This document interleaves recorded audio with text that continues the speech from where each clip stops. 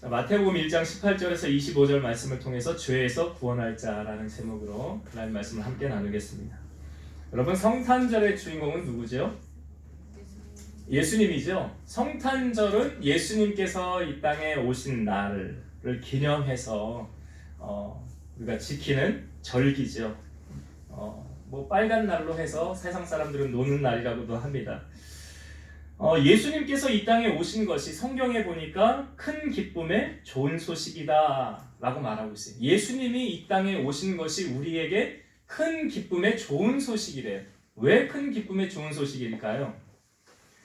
성경을 보면 첫사람 아담과 하와가 선악과를 먹게 되므로 범죄하게 돼요. 그러니까 하나님이 하지 말라고 그러면 안 하면 되는데 그 말씀에 불순종함으로 죄가 유입되어졌어요.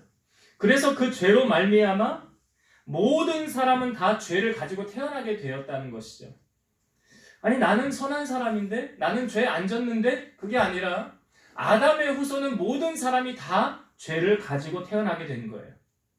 그래서 이 죄를 가지고 살다가 죄사함 받지 못하면 그의 결론이 어떻게 될까요? 죄로 말미암아 영원한 사망에 거하게 되는 거예요. 그래서 세례 요한은 예수님보다 6개월 먼저 와서 이렇게 선포했어요. 세례 요한이 한 말이 가장 중요한 것이 회개하라, 천국이 가까이 왔느니라. 사람이 죄를 가지고 태어났는데 이 죄를 해결할 수 있는 방법은 그 사람 자체로서 해결할 수 없다는 것입니다. 여러분, 예수님이 이 땅에 오셨는데 예수라는 이름의 뜻이 뭐래요? 오늘 우리가 읽은 본문에 나오죠. 예수라는 이름의 뜻, 자기 백성을 그들의 죄에서 구원할 자. 자기 백성을 죄에서 구원하기 위하여 이 땅에 오신 분이 누구라고요? 예수님이에요. 예수님께서 이 땅에 오셔서 사역을 하시고 마지막 순간 십자가를 지시기 전에 예수님이 성만찬식을 하십니다. 그때 예수님이 잔을 돌리시면서 제자들에게 이렇게 말씀하셨죠. 이것은 죄사함을 얻게 하려고 많은 사람을 위하여 흘리는 바 나의 피, 곧 언약의 피니라. 예수님의 피가 어떤 의미를 담고 있습니까? 많은 사람의 죄를 대속하기 위하여 흘리는 피래요. 여러분, 죄를 대속하기 위해서는 반드시 뭐가 필요하냐면 피가 필요합니다. 히브리서 9장 22절 율법을 따라 거의 모든 물건이 피로써 정결하게 되나니 피 흘림이 없은즉 사함이 없느니라. 그러니까 누군가의 죄를 대속하기 위해서는 뭐가 필요하대요? 피가 필요하대요. 그러니까 구약의 시대에 왜 죄를 지었을 때 하나님 앞에 제사 드릴 때 동물들을 왜 가지고 옵니까? 그 동물들이 대신 죽어지고 피 흘림으로 말미암아 나의 죄가 전이가 된 거예요. 동물에게. 그래서 그 동물이 죽어짐으로 말미암아 내 죄가 사함받았다는 원리예요. 그러면 여러분, 모든 사람이 다 죄를 지었는데 이 죄를 그러니까 사람이 죄를 대속할 수 있어요, 없어요? 죄 있는 사람은 다른 사람의 죄를 대속할 수 없습니다. 죄 있는 사람은 다른 사람의 죄를 대속할 수가 없어. 그러면 예수님은 죄가 있을까요, 없을까요? 만약에 예수님이 죄가 있다고 하면 우리들의 죄를 대신 대속할 수 있어요, 없어요? 없어요. 성경은 그래서 이렇게 말합니다. 히브리서 4장 15절 우리에게 있는 대제사장은 예수님을 말하는 거예요. 우리의 연약함을 동정하지 못하실 이가 아니요 모든 일에 우리와 똑같이 시험을 받으신 이로되 죄는 없으시니라. 예수님 죄가 있대요, 없대요? 없대요. 아니, 그러면 제가 질문 드려볼게요. 모든 사람은 다 죄를 지었다고 그랬죠. 성경이 그렇게 단정 짓고 있어요. 아담의 후손은 다 죄인이에요. 그러면 예수님은 사람입니까, 아닙니까? 사람이에요. 그럼 모든 사람은 다 죄를 지었다고 그랬는데 예수님도 사람인데 그럼 예수님은 죄 있어요, 없어요? 있어요? 없지요. 그러면 예수님도 사람인데 왜 예수님은 죄가 없습니까? 예, 그거예요. 예수님은 이 땅에 오실 때 어떻게 오셨습니까? 아담의 씨를 받지 아니하고 주님은 성령으로 잉태되어 이 땅에 오셨더라. 그러니까 예수님이 이 땅에 우리를 구원하시기 위하여 오시기 위해서는 죄 없이 오셔야만 했어요. 그래서 우리를 위해 주님이 피를 흘려주셔야 우리의 죄가 사함받을 수 있는 거예요. 그러니 여러분, 이 땅에 오신 주님을 찬송하며 영광 돌려야 되는 것이 마땅하지 않을까요? 히브리서 9장 26절, 그리하여 그가 세상을 창조한 때부터 자주 고난을 받았어야 할 것이로되 이제 자기를 단번에 제물로 드려 죄를 없이 하시려고 세상 끝에 나타나셨느니라. 예수님께서 자기를 단번에 제물로 드려서 죄를 없게 하시려고 십자가 지셨더라. 그러니까 다른 방법으로 구원받을 수 없죠. 히브리서 10장 12절, 오직 그리스도는 죄를 위하여 한 영원한 제사를 드리시고 하나님 우편에 앉으사. 예수님 자신이 희생 제물이 되셔서 영원한 제사를 드리심으로 말미암아 우리의 죄가 사함받게 되었고, 예수님은 제자들이 보는 가운데 하늘로 올라가셨는데 어디 계시대요? 하나님 우편에 계시더라. 그러니까 여러분, 우리가 이 세상에 오신 주님을 찬송하며 영광 돌려야 되는 것이 아주 마땅한 일이라는 거예요. 세상 사람들은 크리스마스를 즐거운 날, 잔치하는 날, 노는 날, 공휴일 파티하는 날, 아이들은 산타클로스에게 선물 받는 날, 케이크 자르는 날, 그러는 날로 세상의 사람들은 크리스마스를 생각하고 인식할지 몰라요. 그러나 우리 크리스찬들이 맞이하는 성탄절은 날 살리기 위해서 이 땅에 오신 나의 구세주, 그분을 기쁨으로 정성을 다해서 예물을 드리고 예배하며 기뻐하는 날이 되어야 진정한 성탄절을 보내고 있는 거예요. 그런 의미가 아니라고 한다면 세상 사람들하고 별 다를 것이 없어요. 여러분, 예수님께서 이 땅에 오실 때 죄 없이 세상에 오시기 위해서는 아담의 씨를 받지 않고 성령으로 오셔야만 되었습니다. 그래서 예수님은 처녀인 마리아의 몸을 통해서 성령으로 잉태되어 이 땅에 오시게 된 거예요. 그런데 문제는, 그러면 그것을 받아주고 이해할 만한 사람이 있을까? 사실은 마리아가 먼저 누가복음 1장에 보면 세례 요한을 잉태한 사가랴와 엘리사벳이 먼저 예수님보다 6개월 전에 원래 아이를 못 낳는 그 사람들이었어요. 그런데 임신이 되었어요. 그리고 나서 6개월 뒤에 천사가 마리아에게 나타나서 하나님의 은혜가 너에게 임하였도다 하고 네가 성령으로 잉태될 것이니라. 그래서 마리아에게 주의 사자가 나타나서 성령으로 잉태된 사건을 알려주었어요. 그런데 그 다음 문제는 무엇입니까? 마리아와 약혼해서 결혼하기로 한 요셉이라는 사람이 있었죠. 여러분, 하나님께서 예수님을 이 땅에 보내실 때 고민이 한 가지 생겼을 거예요. 내가 예수를 이 땅에 보내야 되는데, 그래, 내가 어떤 육신의 부모에게 예수를 보내야 할까 찾으셨을 거예요. 여러분, 하나님께서는 일꾼을 찾으실 때 하나님 앞에 분명히 쓰임받기를 원하는 기억된 바 된 사람을 하나님이 들어서 쓰신다는 것을 우리는 알아야 돼요. 그러니까 하나님의 눈에 선택되어 쓰임받게 된 한 사람, 오늘 요셉이라는 사람이 나옵니다. 그러니까 하나님께서 왜 그러면 요셉을 선택하셨을까? 하나님은 왜 요셉을 선택하셨을까? 왜 그를 일꾼으로 들어 쓰셨을까? 그 이유가 오늘 본문의 두 가지로 우리에게 보여주고 있어요. 첫 번째는 18절과 19절을 다시 한번 볼게요. 오늘 우리가 읽은 본문의 18절, 19절 다시 보겠습니다. 예수 그리스도의 나심은 이러하니라.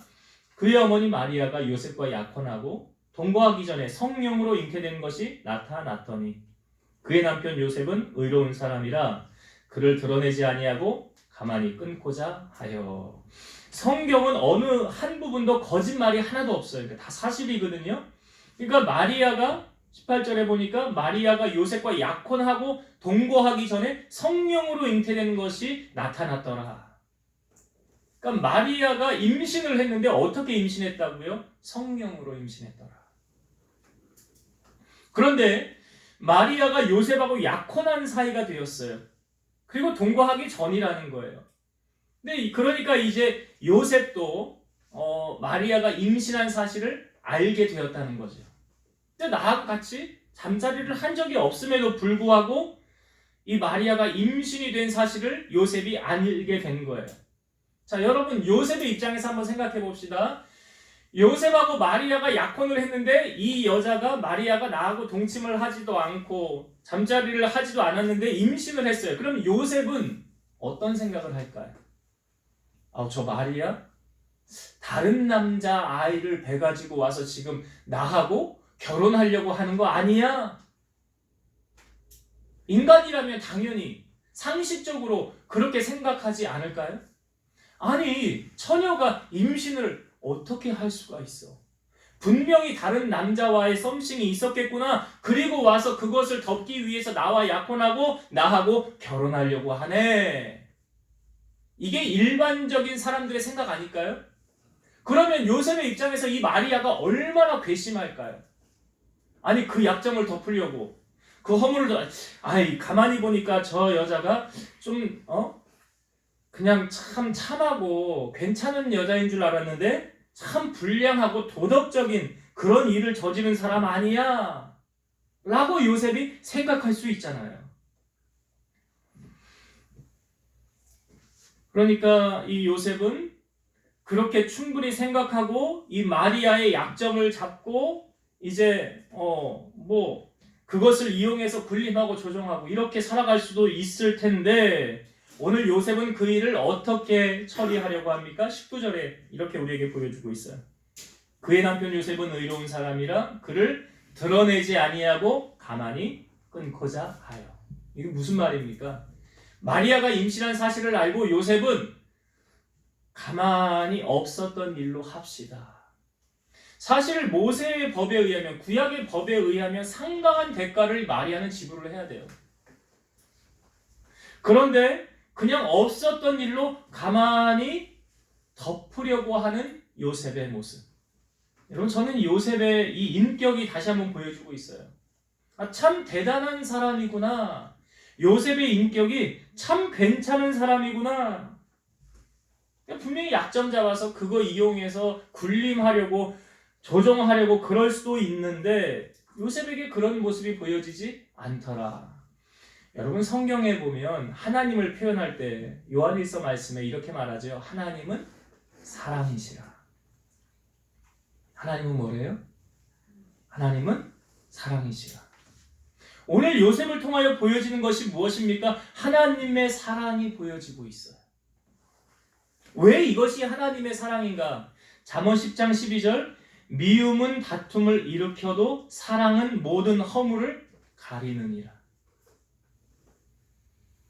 미움은 다툼을 일으켜도 사랑은 모든 허물을 가리느니라. 덮어준다는 거죠. 잠언 17장 9절 허물을 덮어주는 자는 사랑을 구하는 자요 그것을 거듭 말하는 자는 친한 벗을 이간하는 자니라. 허물을 덮어주는 사람은 사랑을 구하는 사람, 사랑을 실천하는 사람이고 허물을 자꾸 말하고 떠벌리는 사람은 그는 이간질하는 사람이에요. 여러분 잘 한번 보세요. 여러분 주위에 적이 많습니까? 아군이 많습니까? 내 주위에 내 편이 많아요? 적이 많아요? 차이가 뭔지 아십니까? 왜 이런 차이가 나는 줄 아십니까? 허물을 덮어주는 사람에게는 아군이 많아요. 내 편이 많아요. 그런데 허물을 들춰내는 사람은 적이 많아요. 그래서 내 주위에 사람이 없는 사람 보면 그 사람 말의 실수가 많은 사람이겠다. 결국 그 사람 주위에는 사람이 없어요. 여러분 예수님께서 십자가를 지시기 전에 성찬식을 하고 발을 씻어주시고 예수님이 이런 말씀을 하세요. 내가 이제 십자가에 매달릴 거야. 내가 고난당할 거야. 근데 너희들 다 나를 떠날 거야 라고 말할 때 수제자였던 베드로가 뭐라고 그러냐면 주님, 다른 사람은 다 주님 떠나도 저는 주님을 떠나지 않겠습니다. 예수님이 이렇게 말씀하시죠.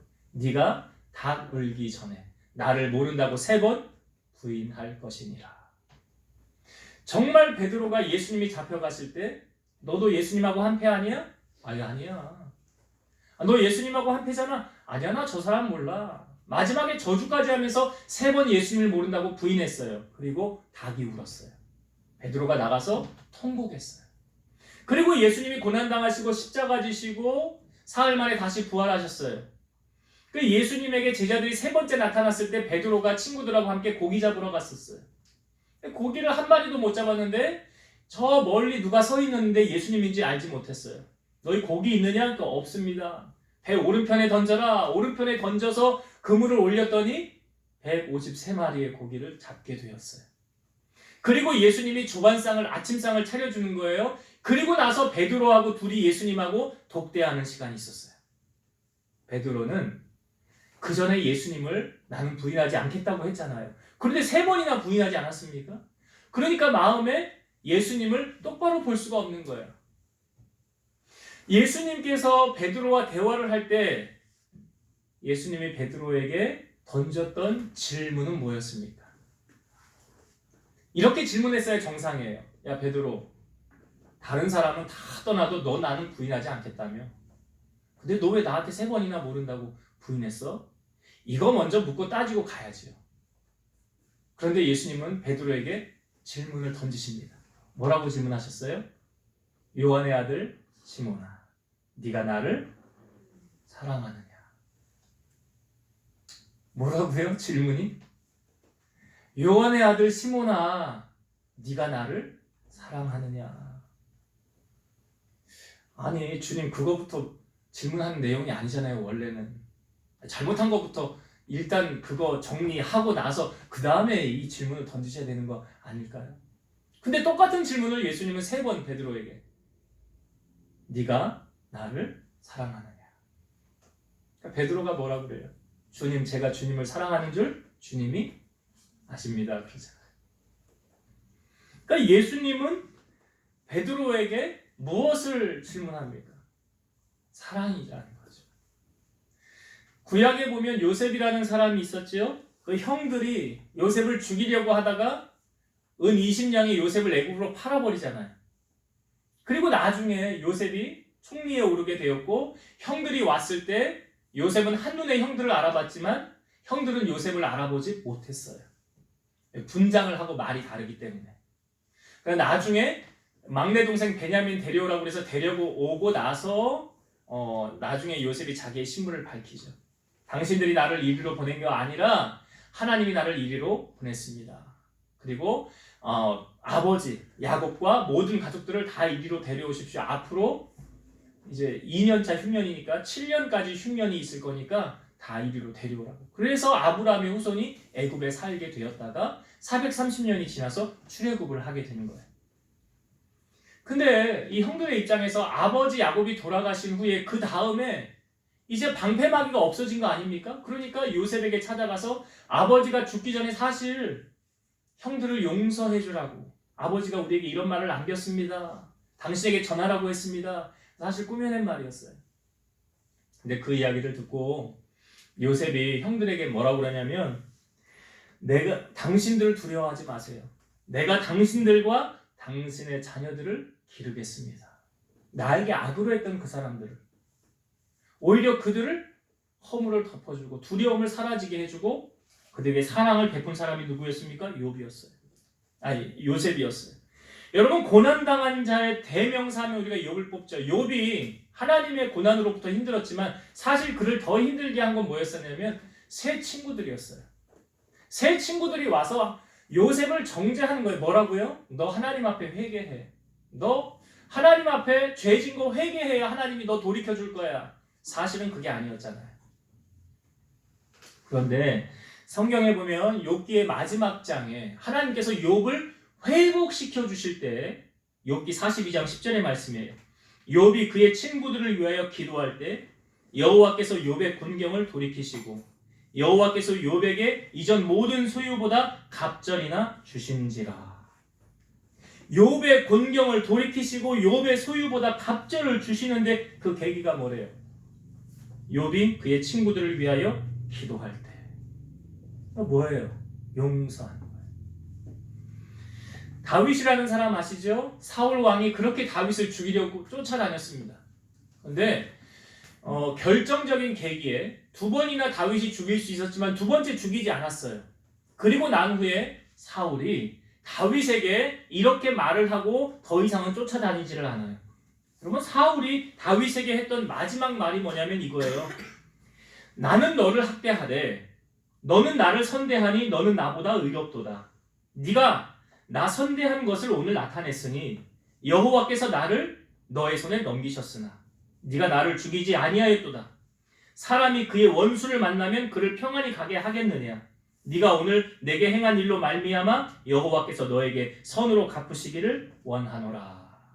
그러니까 사울이 다윗을 향하여 넌 나를 죽일 수 있었는데 죽이지 않고 그냥 평안히 가게 했으니까 네가 나를 선대한 것 같이 여호와께서 너에게 선으로 갚을 것이니라. 간음 현장에 잡혀온 한 여인이 예수님 앞에 오게 됩니다. 사람들은 예수님을 시험하려고 그랬어요. 이 사건으로. 구약의 법에 의하면 이 여인은 어떻게 됩니까? 돌을 던져서 죽여야 되는 거예요. 그러니까 예수님이 어떻게 하는가? 돌을 던져라 라고 말하실 줄 알았겠죠. 근데 예수님이 그때 뭐라고 말씀하셨습니까? 죄 없는 자가 돌을 들어 던져라. 예수님의 그 말을 듣고 하나 둘 사람들이 떠나기 시작했어요. 자기 자신을 바라보니까 다 죄인이었거든요. 다 떠나간 후에 예수님과 이 여인 둘이 남게 됐어요. 그때 예수님이 뭐라고 이 여인을 향하여 말씀하십니까? 나도 너를 정죄하지 아니하노니 다시는 죄를 범하지 말라. 여러분, 예수님이 우리에게 요구하시는 것은 용서하는 마음을 품으라는 거예요. 허물을 덮어주는 그러한 사랑의 실천자가 되라는 거예요. 에베소서 4장 23절 서로 친절하게 하며 불쌍히 여기며 서로 용서하기를 하나님이 그리스도 안에서 너희를 용서하심과 같이 하라. 주님이 우리를 용서하셨던 것처럼 예수님께서 우리에게 주기도문을 가르쳐 주셨어요. 그 주기도문의 내용 가운데 이런 게 있죠. 우리가 우리에게 죄 지은 자를 사하여 준 것 같이 우리 죄를 사하여 주옵시고. 우리가 우리에게 죄 지은 자를 뭐 했다고요? 사하여 준 것 같이. 사하여 준 것 같이. 이 주기도문을 가르쳐 주신 다음에 예수님이 덧붙여서 이렇게 말씀하셨어요. 너희가 사람의 잘못을 용서하면 너희 하늘 아버지께서도 너희 잘못을 용서하시려니와 너희가 사람의 잘못을 용서하지 아니하면 너희 아버지께서도 너희 허물을 잘못을 용서하지 아니하시리라. 이게 주기도문 내용하고 똑같은 거 아닙니까? 우리가 용서하며 주님을 살기로 오늘 본문의 요셉 보세요. 그 마리아를 사실은 마리아가 잘못한 거 없어요. 성령으로 잉태돼서. 그런데 요셉의 생각에 부도덕한 여인 아니야 이거. 아유 잘못된 사람이었네. 근데 허물을 그 들춰내가지고 막 끄집어내려고 하지 않고 가만히 덮으려고 하였더라. 얼마나 인격적인 사람입니까 요셉이. 얼마나 사랑을 실천한 사람입니까. 시편 32편 1절 허물의 사함을 받고 자신의 죄가 가려진 자는 복이 있도다. 오늘 본문에 이 요셉이 참 우리에게 도전이 된다라고 저는 생각이 돼요.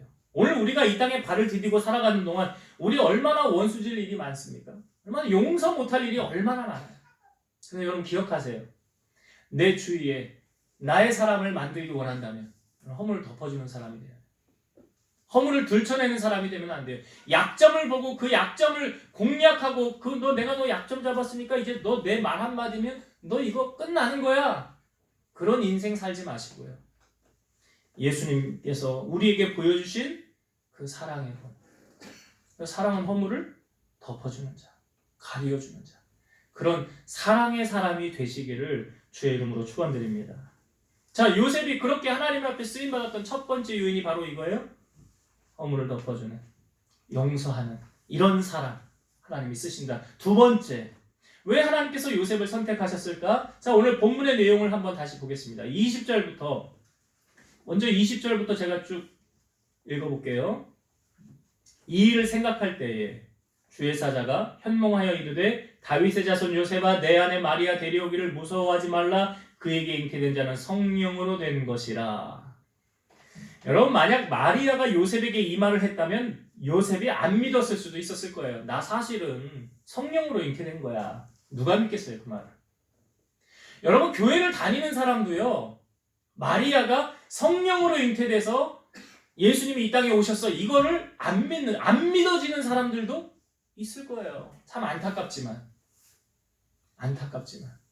근데 우리는 다 그냥 마음으로 믿어지는 사건 아닙니까? 그냥 믿어지잖아요. 아, 예수님이 그렇게 오셔야만 했지. 죄 없이 오셔야 되니까. 그런데 자, 요셉이 만약 마리아가 그렇게 말했다면 못 믿었을 수도 있는데 누가 나타나서 이야기합니까? 주의 사자가. 천사가 나타나서 요셉에게 말하는 거예요. 야 요셉아, 마리아 데려와. 너 아내 삼아. 그거 임신했지? 근데 걔 임신한 거 그 성령으로 잉태된 거야. 이걸 누가 지금 말하고 있어요? 주의 사자가, 천사가. 그러니까 요셉이 이 말을 안 믿을 수 있겠습니까, 이제? 안 믿을 수가 없죠. 직접 천사가 나타나서 말을 했으니까. 그리고 21절 말씀. 아들을 낳으리니 이름을 뭐라 하라? 예수라 하라. 예수라는 이름의 뜻이 나오죠. 이는 그가 자기 백성을 그들의 죄에서 구원할 자이심이라 하니라. 그러니까 여러분, 분명히 사람들은 다 죄를 가지고 태어난다고 했어요. 이 죄를 사해줄 수 있는 유일한 방법이 뭐라고요? 예수님을 나의 구주로 영접하는 거예요. 왜 그래야만 됩니까? 예수님이 십자가에서 피 흘리셨어요. 죽으셨어요. 왜? 우리의 죄를 사해주기 위해서. 그래서 예수님이 나의 구주로 영접하는 순간 나의 죄가 사함받게 되었고, 나의 죄가 사함받게 되어서 내가 영원히 사망에 거하였지만 이제는 예수님으로 말미암아 생명에 이르는 하나님의 나라 천국에 가게 된다는 거예요. 이 원리를 이 이름을 통하여 다시 한번 우리에게 확증시켜주고 있는 거예요. 이름을 예수라 하라. 이는 그가 자기 백성을 그들의 죄에서 구원할 자이심이라. 22절 23절 볼게요. 이 모든 일이 된 것은 주께서 선지자로 하신 말씀을 이루려 하심이니 이르시되 보라 처녀가 잉태하여 아들을 낳을 것이요 그의 이름은 임마누엘이라 하리라 하셨으니 이를 번역한즉 하나님이 우리와 함께 계시다 함이라. 자, 우리가 주일날 말씀에 나눴죠. 이 말씀. 처녀가 잉태하여 아들을 낳을 것이요.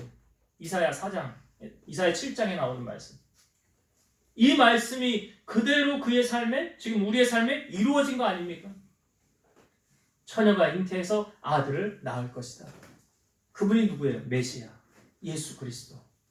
자, 이제 요셉이 천사로부터, 하나님의 사자로부터 이 모든 것을 이제 사실을 알게 되었죠. 아, 구약에 예견되어졌던 그 메시아가 바로 나의 아내 마리아가 잉태한 그 아이구나 라는 사실. 이제 알게 된 거예요. 자, 이 사실을 알고 난 다음에 요셉이 어떻게 하는가 보세요. 이 중요한. 저는 이 말씀의 은혜가 돼요. 24절 25절 볼게요. 요셉이 잠에서 깨어 일어나 주의 사자의 분부대로 행하여 그의 아내를 데려왔으나 아들을 낳기까지 동침하지 아니하더니 낳음에 이름을 예수라 하니라.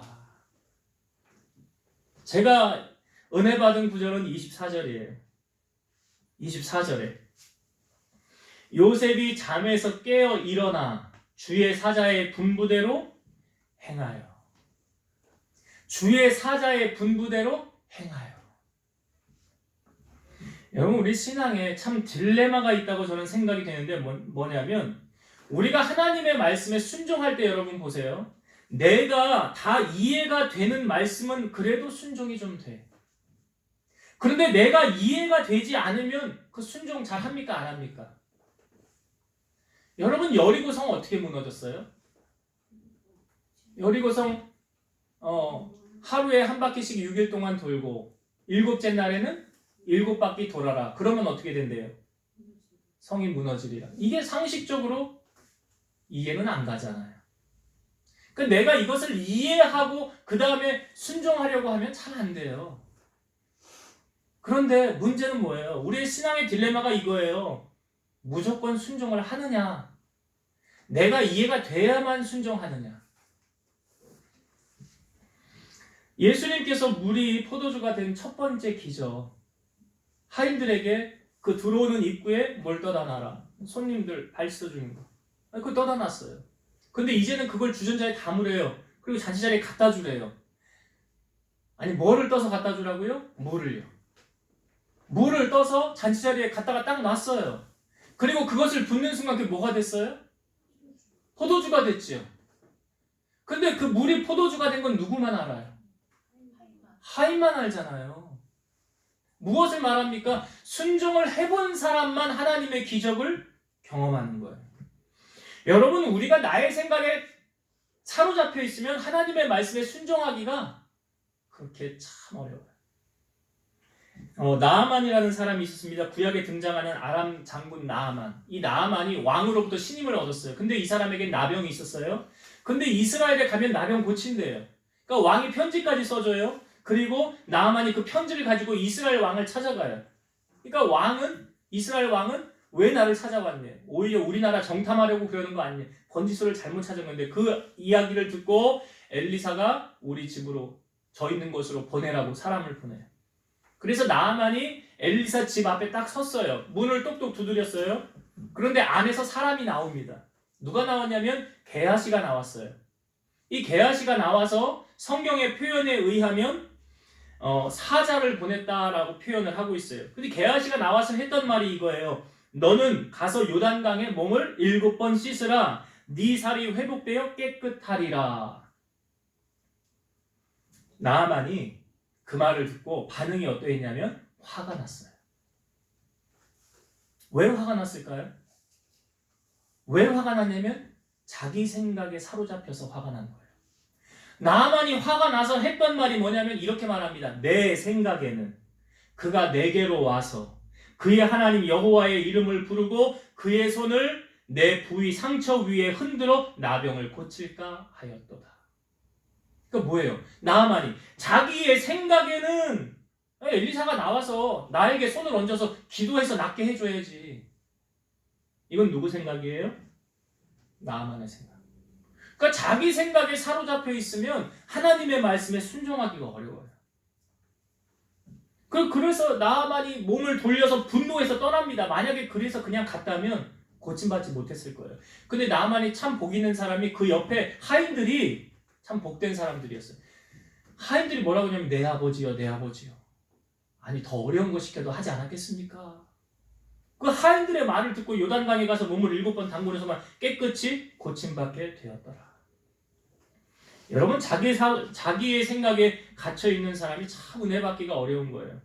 은혜는요 내 생각이 내려놔져야 임하는 거예요. 또 고집센 사람이 참 은혜 받기 어려워요. 자기 주장, 자기의 플랜대로만 되어야 내 계획대로만 되어야 직성이 풀리는 사람이 있어요. 다른 사람 소리는 듣지 않는 사람이 있어요. 여러분 만약 요셉이 그런 사람이었다면 천사의 소리를 듣지 않았겠죠. 순종하지 않았겠죠. 그러니까 여러분 내가 이해할 수 없는 말이라 할지라도 받아들이고 나를 내려놓고 내 삶의 기준을 하나님의 말씀으로 삼는다면 우리 하나님의 기적을 경험할 수 있다는 거예요. 모세의 뒤를 이은 지도자 여호수아가 처음 세움을 받았을 때 하나님이 여호수아에게 하셨던 말씀, 나의 종 모세가 너에게 명령한 그 율법을 다 지켜 행하고 좌로나 우로나 치우치지 말라. 그리하면 내가 어디로 가든지 형통하리니 이 율법책을 내 입에서 떠나지 말게 하며 주야로 그것을 묵상하며 그 안에 기록된 대로 다 지켜 행하라. 그리하면 내 길이 평탄하게 될 것이며 내가 형통하리라. 여러분 하나님께서 여호수아에게 무엇을 강조한 것입니까? 말씀을 강조한 거잖아요. 요한복음 1장 1절 태초에 말씀이 계시니라. 이 말씀이 하나님과 함께 계셨으니 이 말씀이 곧 하나님이시라. 여러분 사람이 길을 잃었을 때 그 길을 찾아주는 그 물건이 뭐죠? 나침판이죠. 여러분 우리의 인생에 있어서 우리의 가는 길을 지켜주고 비춰주는 게 뭐예요? 우리의 인생의 나침판이 무엇입니까? 그것이 하나님의 말씀이라.